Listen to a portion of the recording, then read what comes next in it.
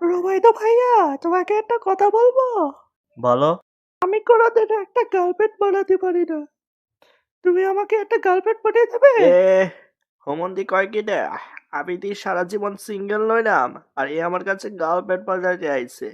দাঁড়া, এমন গার্লফ্রেন্ড পটিয়ে দিব না যে হাগলে পাতা গো বেরোবে না।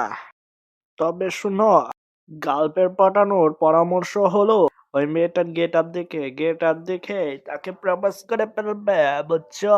তাছাড়া কিন্তু গার্লফ্রেন্ড পটবে না। সত্যি এভাবেই হয়? হ্যাঁ, এভাবেই তো আমি 10-20টা গার্লফ্রেন্ড পড়ে ফেলেছি। কি তোমার বিশ্বাস হয় না? এই দেখো দেখো, ফোন নম্বরও আছে।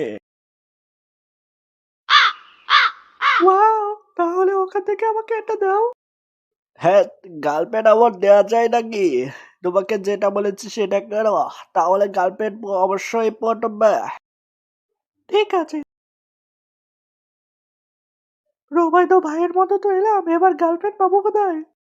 হ্যাঁ, এই শোনো, তোমার পিছনটা দেখে আমি প্রেমে পড়ে গেছি। I love you.